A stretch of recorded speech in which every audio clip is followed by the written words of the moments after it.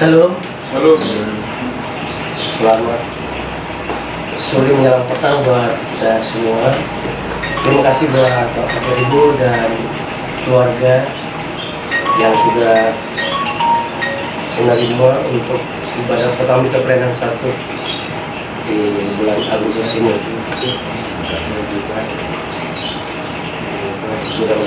Pokok-pokoknya akan disampaikan oleh keluarga, mohon dipersiapkan, dan terima kasih juga buat saudara dan ibu yang sudah hadir di tengah-tengah keluarga Bapak Materi di sini.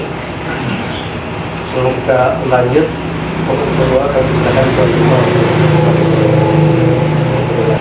Shalom. Halo. Puji Tuhan, kami keluarga di sini mengucapkan banyak terima kasih kepada Pak Pendeta bersama Ibu, juga Adik Esra dan Bapak sekalian yang sudah hadir di tempat kami, dan seluruh jemaat sektor 1 sampai sektor 4 GPIB Shalom. Kami sekeluarga di sini mengucapkan terima kasih atas kedatangan Bapak Ibu sekalian dalam ibadah rumah tangga pada tanggal 26 Agustus 2020. Ini suatu hal yang menjadi kerinduan kami sekeluarga, juga bapak-bapak semuanya, karena sudah beberapa bulan kita berpuasa. Artinya berpuasa dalam hal kita bisa berkumpul bersama-sama seperti ini, seperti sebelum-sebelumnya. Namun karena dengan adanya wabah virus COVID-19 ini, kita diharuskan beribadah di rumah tangga masing-masing. Namun pada saat ini Tuhan begitu baik, kita diberikan kesempatan untuk beribadah bersama di tempat kami. Adapun pokok-pokok doa kiranya didukung dalam syafaat nanti untuk doa-doa syafaat yang sudah saya ucapkan. Selamat beribadah, Tuhan Yesus memberkati. Selamat Tuhan, silakan berdiri untuk menghadap Tuhan dan menyembahnya serta memuliakan namanya karena kasih setianya besar atas kita. Mari kita menyanyi dari Kidung Jemaat 249 ayat 1, Serikat Persaudara, dan sisa berikut kita angkat bersama-sama. Serikat persaudaraan, berdirilah teguh, sempurnakan persatuan di dalam Tuhanmu. Bersama-sama majulah, dikuatkan iman, berdamai bersejahtera dengan pengasihan. Ibu Bapak, kasih Tuhan, mari kita satu dalam doa untuk menerima dan kita berdoa. Bapa di surga, terimalah hormat dan syukur kami Tuhan, karena kasih penyertaan-Mu sajalah sehingga kami bisa hadir di tengah-tengah keluarga Bapak Martin Ribu dalam ibadah rumah tangga pada malam hari ini, Rabu 26 Agustus 2020. Bapa di surga, sertai kami dalam ibadah ini lewat firman yang akan dimakan oleh Pendeta Ongki. Kiranya firman ini berdiam dan hidup dalam kehidupan kami dan dapat kami aplikasikan dalam kehidupan kami hari lepas hari.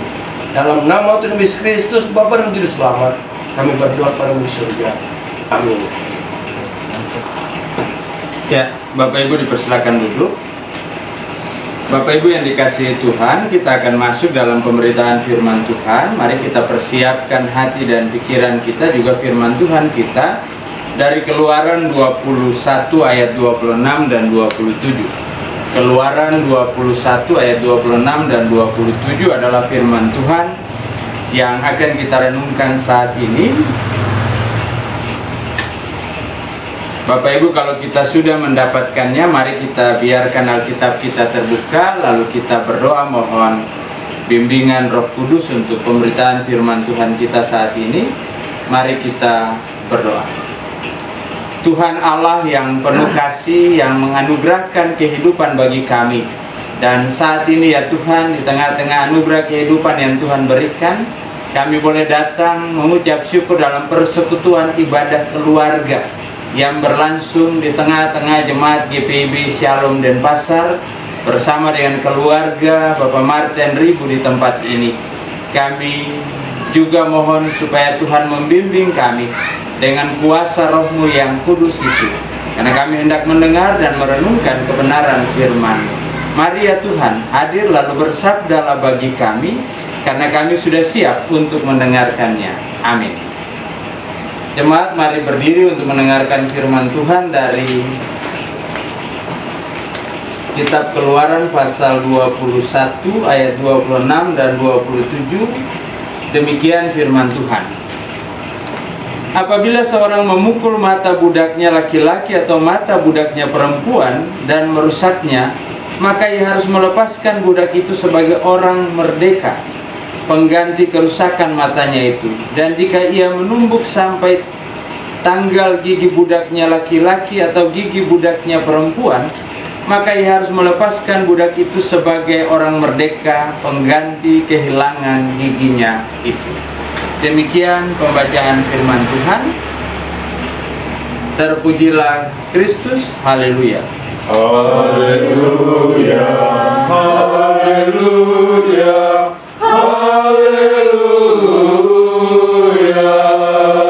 Bapak Ibu dipersilakan duduk. Ya, Bapak Ibu jemaat yang dikasihi oleh Tuhan kita Yesus Kristus, era modern ini pemerintah mengatur undang-undang terkait dengan perlindungan tenaga kerja atau kaum buruh. Undang-undang itu bertujuan supaya kaum buruh benar-benar mereka bisa bekerja dengan tenang, mereka bisa memperoleh kepastian hukum, mereka juga boleh memperoleh perlindungan dari negara sebagai bagian dari kehidupan mereka. Apa yang terjadi? Undang-undang ini muncul juga karena berbagai latar belakang. Terkadang penghargaan kepada para buruh atau pekerja kasar itu kurang, Bapak Ibu. Orang merasa bahwa dia yang memberi pekerjaan, dia yang menggaji, maka dia seakan-akan merasa juga berhak atas kehidupan sang buruh atau pekerja itu. Sehingga terkadang tidak jarang kita menemukan bahwa ada buruh yang betul-betul dianiaya bahkan sampai kehilangan nyawa. Sudah kehilangan nyawa, terkadang sang majikan atau pemberi kerja ini tidak mau bertanggung jawab, berusaha untuk mencuci mata, mencari-cari kesalahan si pekerja yang dipekerjakan ini. Tidak jarang juga buruh juga dipecat tanpa alasan, hanya karena alasan-alasan yang tidak jelas, karena like atau dislike, atau karena hal-hal lain yang sengaja dicari-cari supaya si pemberi kerja juga bebas dari ikatan-ikatan lainnya. Nah, Bapak Ibu yang dikasihi oleh Tuhan kita Yesus Kristus, pada masa Israel kuno, sistem perbudakan itu adalah sesuatu yang biasa, bukan sesuatu yang luar biasa. Saya katakan dalam firman Tuhan kita di ibadah minggu kemarin, bahwa setiap budak dalam konteks firman Tuhan ini, dia seperti barang yang menjadi milik dari tuannya. Dia bisa dijual, dia bisa ditukar, dia bisa bahkan bisa dibuang begitu saja. Bahkan penganiayaan yang terjadi kepada para budak itu seakan-akan tidak ada sanksi bagi penganiaya itu, apalagi dia pemilik budak itu. Tetapi di tengah-tengah situasi dan kondisi ini, Allah melihat bahwa bagi bangsa Israel sendiri sebagai umat Allah, mereka ada yang jadi budak, ada yang jadi tuan.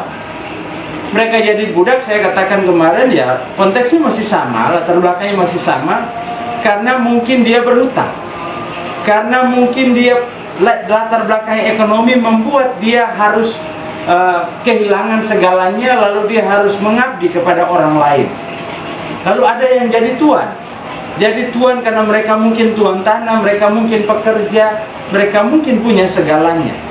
Tetapi ketika kita melihat dan menelusuri, mereka satu bangsa, sama-sama umat pilihan Allah. Nah, di tengah-tengah situasi dan kondisi ini, Allah harus hadir untuk juga menunjukkan perhatian dan kepeduliannya kepada para budak itu.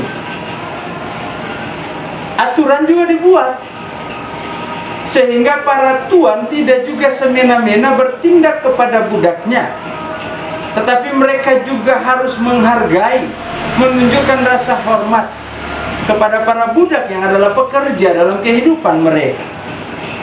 Nah, Bapak Ibu yang dikasihi oleh Tuhan kita Yesus Kristus, ketika kita bicara tentang apa yang tatanan hukum bagi orang-orang Israel pada saat itu, salah satunya ketika firman Tuhan kita berbicara, ya kan?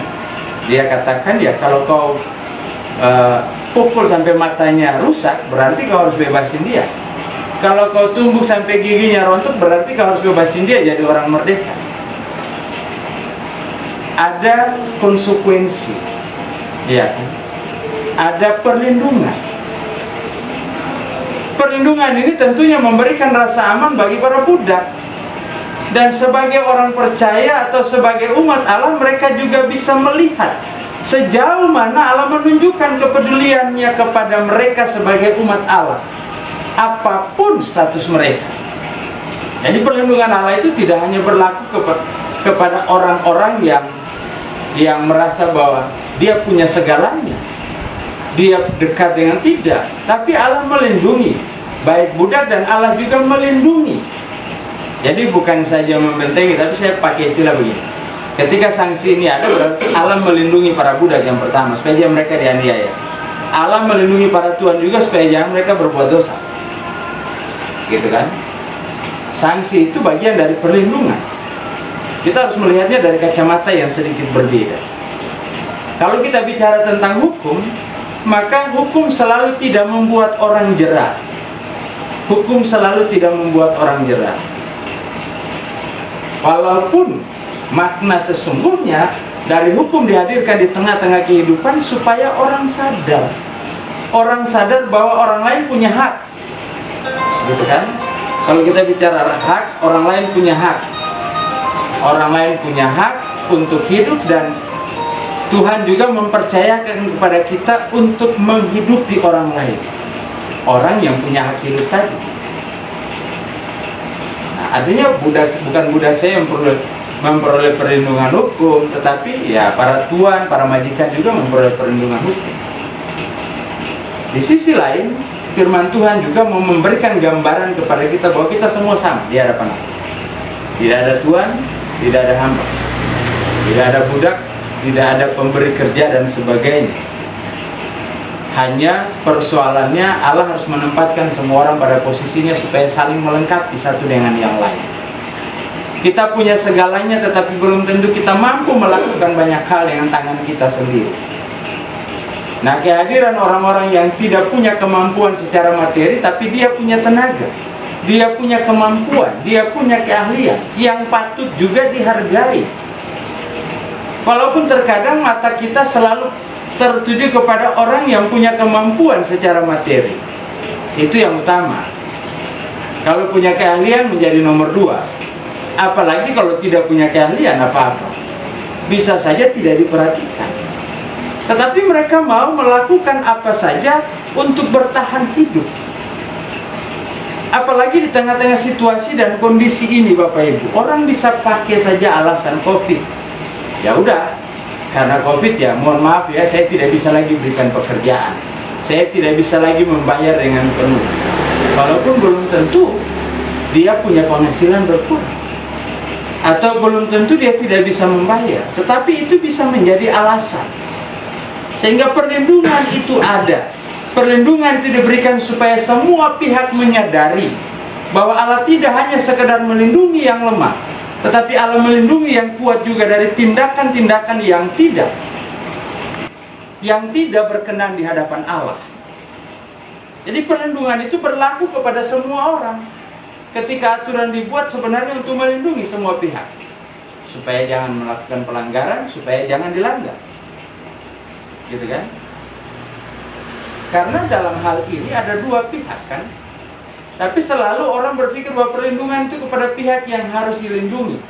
Siapa yang dilindungi? Ya mereka yang tidak punya apa-apa tadi.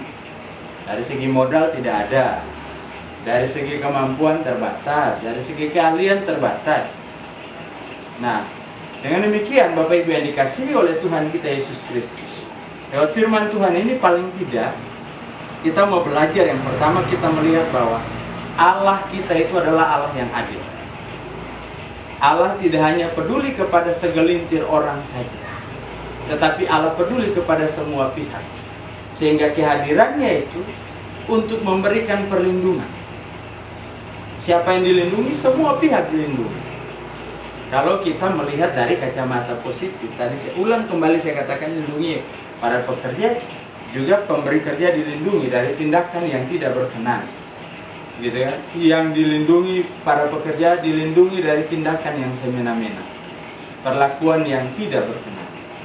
Nah, yang kedua, Allah punya hak untuk membebaskan semua orang, memberikan kebebasan kepada kita dalam menentukan sikap kita di tengah-tengah kehidupan ini.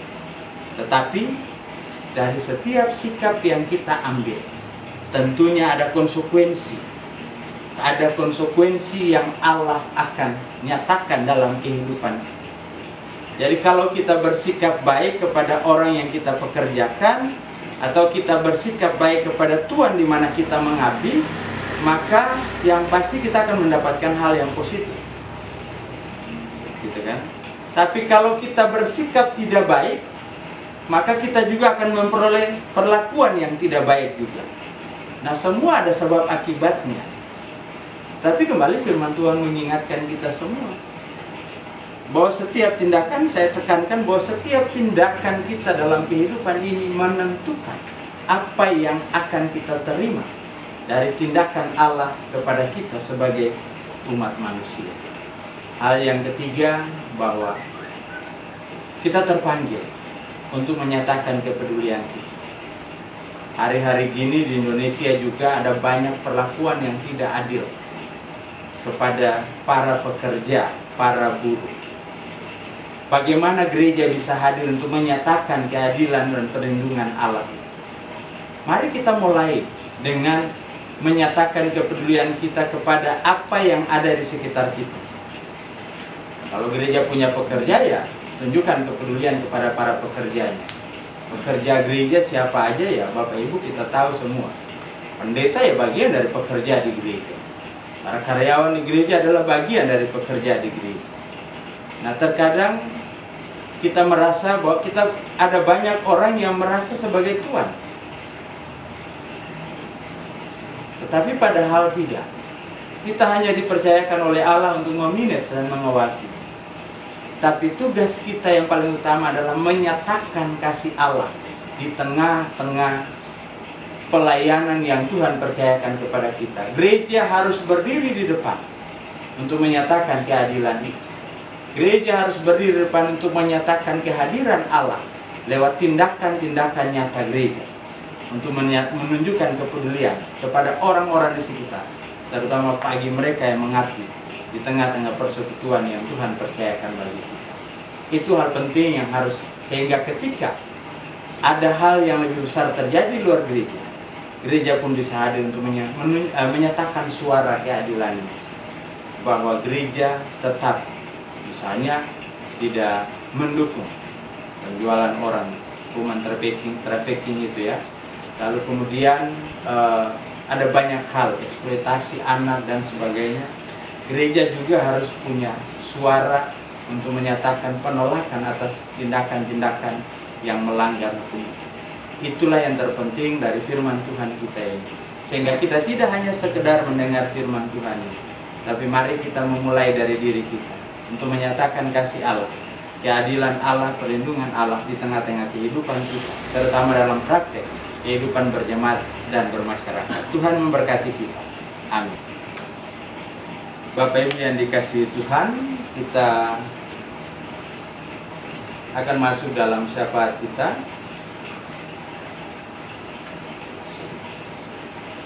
Mari kita tundukkan kepala lalu kita berdoa.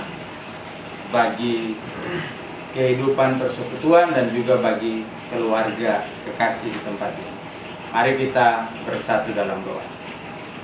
Ya Tuhan Allah Bapa kekal dalam kerajaan sorga, bersyukur untuk firman yang boleh kami renungkan bersama pada malam hari ini. Ya Tuhan, membuka mata kami bahwa ketika Allah bertindak, Allah menyatakan kasih-Nya dan menetapkan aturan-aturan dalam kehidupan bagi umat Allah. Di sana Allah tidak hanya sekedar melindungi kelompok yang teraniaya, tetapi Allah juga sekaligus hadir untuk melindungi para penganiaya dari tindakan-tindakan yang tidak berkenan, melepaskan mereka dari konsekuensi hukum dari setiap tindakan mereka, memberikan perlindungan bagi para pekerja, para budak yang ada pada saat itu. Dan itu membuat kami belajar pada saat ini bahwa ada begitu banyak orang-orang di sekitar kami yang membutuhkan kepedulian, perlindungan dan perhatian dari gereja. Terkadang kami lupa bahwa kami sebagai gereja harus tampil di barisan terdepan untuk menyatakan keadilan Allah ketika Allah mempercayakan segala sesuatu bagi kami.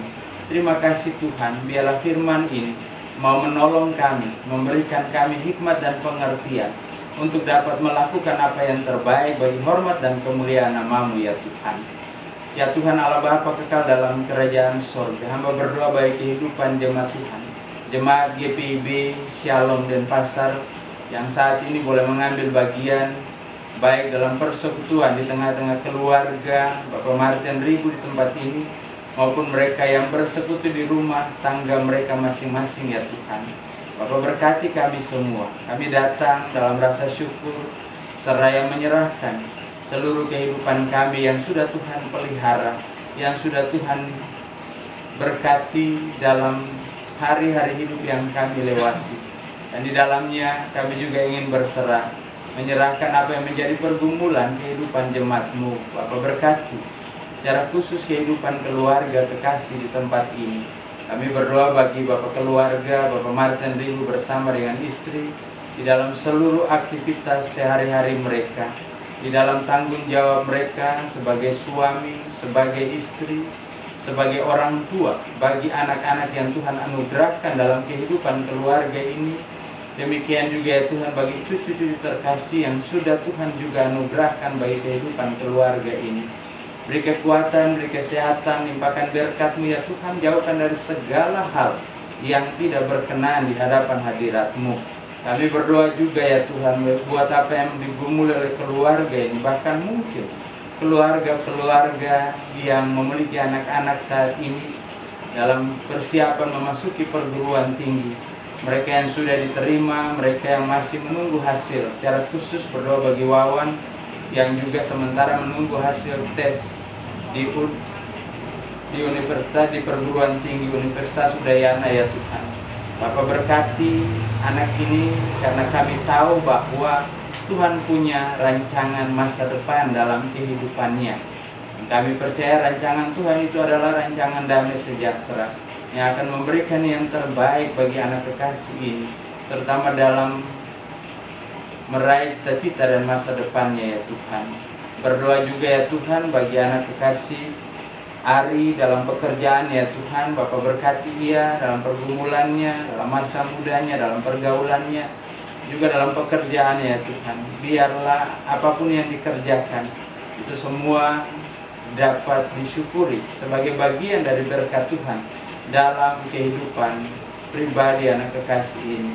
Atau bersama dengan istri dan kedua anak kekasih, Bapak berkati juga dalam kehidupan keluarga, rumah tangga mereka, dalam pekerjaan, dalam pergumulan, terutama dalam tanggung jawab sebagai orang tua bagi kedua anak kekasih yang Tuhan anugerahkan bagi kehidupan keluarga dari anak kekasih ini, yaitu Yuna dan Rama dalam pertumbuhan mereka.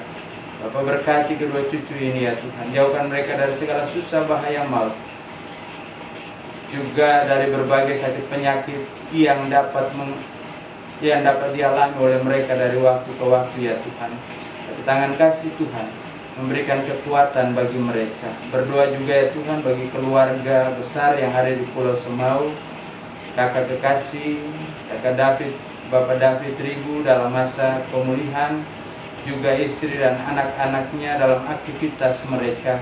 Beri kekuatan, beri kesehatan, limpahkan berkat-Mu ya Tuhan. Demikian juga dengan keluarga besar yang ada di Kupang, di Alor Pantar, di Jakarta, di Batam, di Papua.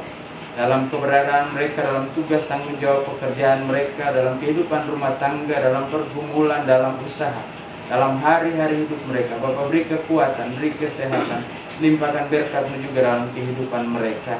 Rencana untuk anak ponakan terkasih Efraim Ribu yang akan meminang calon istri pada bulan Oktober di Yogyakarta, Bapak berkati semuanya ya Tuhan. Kami boleh bersyukur bahwa beberapa waktu yang lalu calon menantu dari keluarga Ribu ini sudah boleh menerima Kristus dan diteguhkan sebagai warga di gereja dan menerima sakramen baptisan kudus di Pulau Semau sana ya Tuhan.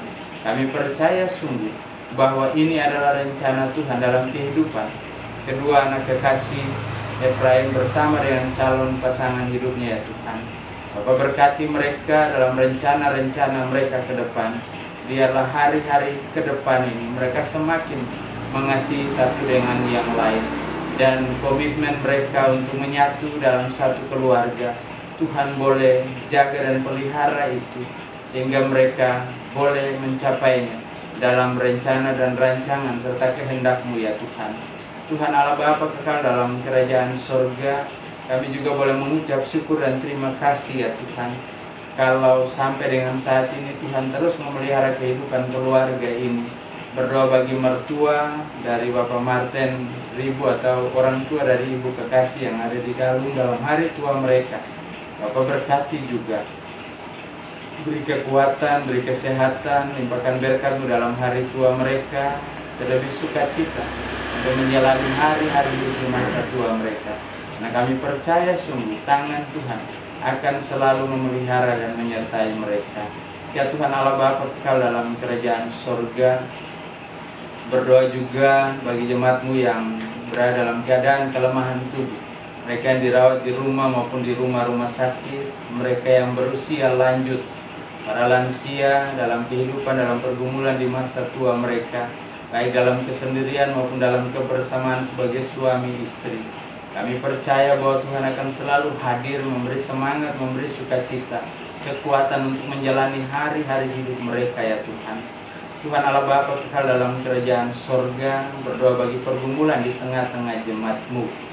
Berdoa ya Tuhan saat ini di tengah-tengah pandemik ini, kondisi ekonomi jemaat yang juga tentu terpengaruh karena pandemik ini, itu mempengaruhi juga kondisi pelayanan di tengah-tengah jemaat ya Tuhan. Ketika hari-hari ini ya Tuhan kami bergumul terus untuk dapat memenuhi kebutuhan pelayanan dari apa yang dipersembahkan oleh jemaat-Mu ya Tuhan. Biarlah Tuhan cukupkan untuk dapat memenuhi semua kebutuhan pelayanan yang ada. Berkati para pelayan-Mu ya Tuhan. Hamba bersama dengan rekan-rekan PHM, juga diaken penatua, biarlah kami semua boleh terpanggil bersama-sama dengan seluruh jemaat Tuhan untuk melihat dan juga terpanggil dalam menopang ekonomi di tengah-tengah jemaat-Mu, di tengah-tengah gereja-Mu ya Tuhan, terlebih dalam menopang kas pelayanan jemaat Tuhan. Berdoa bagi panitia pembangunan yang terus bekerja untuk mempersiapkan proses pembangunan. Bapak berkati sehingga proses yang sudah dikerjakan ini boleh berjalan. Tuhan boleh cukupkan segala kebutuhan, baik dana maupun material yang dibutuhkan. Berkati para pekerja yang terus bekerja untuk membangun proses pembangunan rumah dan kantor gereja ini ya Tuhan. Sehingga apa yang mereka kerjakan tidak membuat mereka merasa tidak nyaman ya Tuhan, tapi berikan sukacita, kenyamanan, perlindungan, jauhkan dari segala susah, bahaya, maut. Berkati juga kehidupan keluarga, rumah tangga mereka masing-masing ya Tuhan. Terima kasih Tuhan. Dan pada sore hari ini berdoa juga bagi para pelayan-Mu, baik diaken penatua yang mengambil bagian dalam pelayanan saat ini di sektor pelayanan satu. Berkati juga dalam kehidupan pribadi, keluarga, rumah tangga masing-masing. Berkati juga saudara Hesron dalam masa magangnya di tempat ini, maupun semua orang yang terlibat dalam pelayanan termasuk karyawan kantor ya Tuhan. Biarlah kami boleh bersinergi menjadi satu, menata pelayanan yang Tuhan percayakan ya Tuhan. Terpanggil juga kami untuk mendoakan bangsa dan negara ini, berkati Bapak Presiden, Bapak Gubernur, Bapak Wali Kota, camat secara khusus, pemerintah desa Tegalkerta ya Tuhan, di mana gereja dan jemaat-Mu ada dan menjadi bagian di dalamnya. Bapak berikan kekuatan dan kesehatan kepada hamba-Mu ini. Berkati beliau dalam menjalankan tanggung jawab kepemimpinan di desa Tegalkerta ini. Berkati juga kehidupan pribadi, keluarga, rumah tangga, anak-anak yang Tuhan anugerahkan. Demikian juga ya Tuhan seluruh kehidupan saudara-saudara kekasih kami, di mana mereka bergumul dengan COVID-19 ya Tuhan, baik sebagai penderita yang dinyatakan positif, juga para pekerja di bidang kesehatan ya Tuhan, yang juga harus berjuang untuk menyembuhkan setiap orang yang terinfeksi ya Tuhan. Dan biarlah Tuhan memulihkan mereka, Tuhan memulihkan bangsa dan negara ini dari pandemi COVID-19 ini ya Tuhan. Kami pertaruhkan semua ke dalam tangan. Juga mohon ampuni kami atas salah dan dosa yang telah kami perbuat melawan kehendak-Mu di surga, baik itu melalui kata, perbuatan maupun yang ada dalam pikiran kami sekalipun ya Tuhan. Suci bersihkan dan layakkan kami, lalu sempurnakan kami dengan doa yang Kau ajarkan kepada murid-murid dan juga kepada kami saat ini. Bapa kami yang di sorga, dikuduskanlah nama-Mu, datanglah kerajaan-Mu, jadilah kehendak-Mu di bumi seperti di sorga. Berilah kami pada hari ini makanan kami yang secukupnya, dan ampunilah kami akan kesalahan kami, seperti kami juga mengampuni orang yang bersalah kepada kami. Dan biar bawa kami ke dalam pencobaan, lepaskan kami daripada yang jahat. Karena Engkaulah yang mempunyai kerajaan dan kuasa dan kemuliaan sampai selama-lamanya. Amin. Bapak, Ibu, jemaat dan keluarga yang dikasihi Tuhan, mari kita menyatakan syukur melalui persembahan. Dengarlah pesan Alkitab dari 1 Tawarikh pasal 16 ayat 29 yang menyatakan, berilah kepada Tuhan kemuliaan namanya, bawalah persembahan dan masuklah menghadap Dia. Sujudlah menyembah kepada Tuhan dengan berhiaskan kekudusan. Tuhan memberkati saudara dan persembahan saudara. Bapak Ibu jemaat, kita memuji Tuhan dan bernyanyi dari Kidung Jemaat nomor 439. Kidung Jemaat 439. Bait pertama, bila topan keras melanda hidupmu. Bila topan keras melanda hidupmu, dan sisa berikutnya mari kita kidungkan. Bila topan keras melanda hidupmu, bila putus asa dan letih lesu, berkat Tuhan satu-satu hitunglah, kau niscaya kagum oleh kasih-Nya. Berkat Tuhan mari hitunglah, kau kan kagum oleh kasih-Nya. Berkat Tuhan mari hitunglah, kau niscaya kagum oleh kasih-Nya. Jemaat dan keluarga, mari kita berdiri untuk menyerahkan persembahan ini kepada Tuhan. Dalam doa syukur kita berdoa. Terpujilah Engkau ya Allah, yang telah menuntun kami boleh bersekutu bersama, khusus dengan keluarga Bapak Martin Ribu di tempat ini ya Tuhan, di dalam ibadah keluarga. Terima kasih Tuhan untuk firman-Mu yang menuntun kami dalam kebenaran firman-Mu. Biarlah firman itu berhidup dan berbuah di dalam kehidupan kami. Terima kasih juga ya Tuhan, kesempatan kami boleh menyisihkan sebagian dari berkat yang kami terima daripada-Mu menjadi persembahan yang kudus kepada-Mu. Tuhan kiranya memberkati persembahan ini ya Tuhan, boleh menjadi bagian untuk memuji dan memuliakan nama-Mu. Kami juga berdoa untuk anak-anak-Mu yang percaya untuk mengelola persembahan ini, biarlah mereka mempergunakannya dengan penuh tanggung jawab, sehingga boleh semakin memuji dan memuliakan nama-Mu. Dalam nama Tuhan Yesus kami berdoa. Amin. Silakan duduk. Bapak Ibu yang dikasihi Tuhan, untuk warta ibadah rumah tangga selanjutnya dapat kita perhatikan melalui warta jemaat, khususnya dalam melalui media sosial WhatsApp yang disampaikan di dalam grup. Atas perhatiannya kami ucapkan terima kasih. Tuhan memberkati. Jemaat Tuhan, mari berdiri. Kembalilah dalam kehidupanmu sehari-hari. Jadikanlah firman Tuhan yang telah kamu dengar sebagai penuntun hidupmu. Kita nyanyikan kiri jemaat nomor 384, bait yang pertama dan bait yang keempat, Allah Bapa melindungi. 384. Kita angkat sama Allah Bapa melindungi anak-anaknya di bumi dan atas.